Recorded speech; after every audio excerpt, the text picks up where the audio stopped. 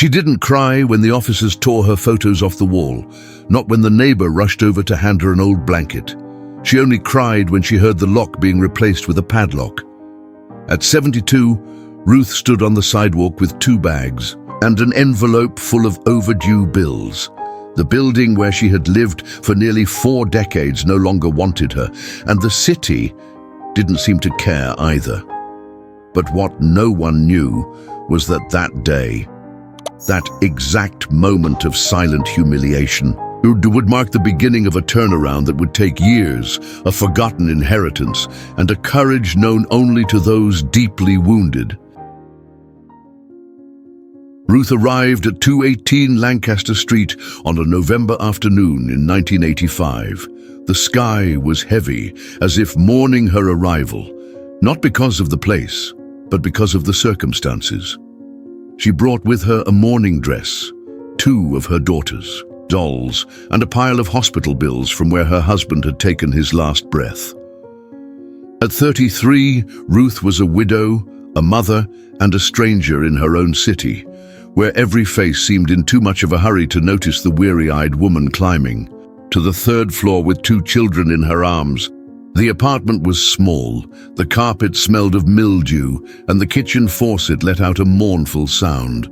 But for Ruth, it was a new beginning. She cleaned every corner with vinegar and patience, sewed new curtains from scraps of fabric from her old studio, and planted a small garden in the back of the building, her quiet way of asking the world to be kind, just a little this time. Ruth was a seamstress. She sewed wedding dresses by day and school uniforms by night. Every button she stitched was a reminder she was still standing. And though her income barely covered the rent, Ruth was never late with a payment. She honored her commitments with the same dignity she brought to serving tea to the elderly neighbors on Sundays. Her daughters grew up there. They went to the local school, laughed in the building's hallways, and later moved away. One to Chicago, the other to Oregon. Ruth stayed because someone had to keep alive what time insists on forgetting. And for nearly 40 years, she made apartment 3B more than an address. She made it a home. The building changed hands for the first time in 2003 and again in 2009. With every new management contract, something was lost. The old superintendent, the shared laundry room, the mailbox where Ruth used to leave kind notes for the neighbors. Notices started arriving under the door, written in impersonal letters, contract adjustments, housing policy modernization, rent update. Ruth read each envelope like someone deciphering a disguised eviction notice. For 3 decades, she had paid on time, but what had once been manageable with a modest retirement now required impossible choices. She cut back on her medication, sold old jewelry, stopped heating the apartment in winter. One afternoon, returning from the pharmacy, she found a paper taped to the door. It wasn't a warning, it was a sentence. Final notice, eviction in 15 days due to accumulated delinquency. Ruth ran to the bank, printed her statements, proved she had paid. But no one at the new management office would listen. Calls were not returned. Letters came back with codes and terms a layperson couldn't contest. Hire a lawyer. With what money? With what strength? And so, on a grey morning, the officers came. 2 young, hurried men, one with a tool belt, the other with a badge hanging from his chest. They asked her to step outside to make the process easier. Ruth grabbed the bags that were already packed, as if some part of her had known this day would come. She looked at the walls that still held photos of her young daughters and slowly closed the door. On the sidewalk, no one stopped. The world moved on.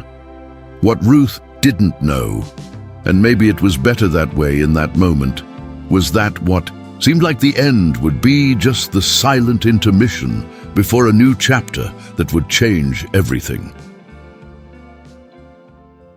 The following years were quiet, almost invisible.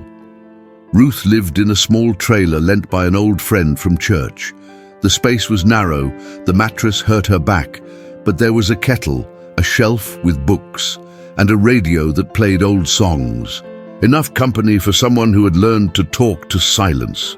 She survived on custom embroidery orders and modest help from her daughters who wanted to bring her to live far away, but she always refused with a gentle smile. I've already been taken from what was mine once. I don't want to be taken from who I am too. It was on a warm September afternoon that everything started to change. Ruth received a registered letter with an old stamp and handwriting that felt from another time. It was from a lawyer in Vermont about an estate. Her cousin Evelyn, whom she hadn't spoken to in decades, had passed away childless and left Ruth as her sole heir. Ruth was surprised. Evelyn had always been reserved, but surely wouldn't have remembered such a distant name when signing a will. Among the documents were shares in a real estate fund, land, buildings, stakes in properties, including in a company that years earlier had acquired part of the street where Ruth had lived nearly her entire life. With help from a church accountant, Ruth gradually discovered that the fund included shares of the building on Lancaster Street. And more than that, the shares were majority holdings, enough to give her control of the property. Time, once indifferent, was now returning to her something more than justice. It was giving her the keys to the place she was once thrown out of. Ruth didn't cry. Not when she signed the papers, not when she received the management report. She only cried when she returned to Lancaster Street, and the superintendent, the same one from 30 years ago, now hunched with age, recognized her and opened the gate with teary eyes. Took a while, Miss Ruth, but you came back. Ruth didn't make a fuss. She didn't call meetings, didn't flaunt ownership documents, didn't change contracts abruptly. She went to the garden, the same one she had planted decades ago, and found it covered in concrete. She smiled, like reuniting with an old mistreated friend, and asked for the space to be reopened. She started planting again, mint, lavender, and daisies, the same ones. She called in the oldest tenants and listened to every story, found out who was struggling to pay, who had lost a partner, who was raising grandchildren alone. She rewrote the leases, froze rent for the elderly, and created an internal aid program for tenants in vulnerable situations. Ruth didn't want to take back what was once hers. She wanted to turn the place into something that would never hurt her again or anyone else. She used part of the profits to create a foundation in her cousin Evelyn's name, focused on helping elderly women evicted unjustly. And more than that, each new tenant received upon signing the lease a small card with a simple phrase. Here, housing is more than shelter. It is respect. Over time, the building became a refuge, not just because it was beautiful or well run, but because its hallways held the quiet echo of a woman who, even wounded, chose not to harden her heart. Ruth walked the stairs slowly. She knew time was no longer generous, but it didn't matter because now what she had built, without shouting, without demanding, would remain. A legacy made of dignity, memory, and flowers. If this story touched your heart, consider subscribing to the channel. Stories like Ruth's still happen, sometimes next door, sometimes in silence, waiting to be told. And you? Do you know someone who's lived through an injustice the world should know about? And if you like stories like this, just wait until you hear the story of a lonely old lady kept a secret worth millions and a lesson in forgiveness.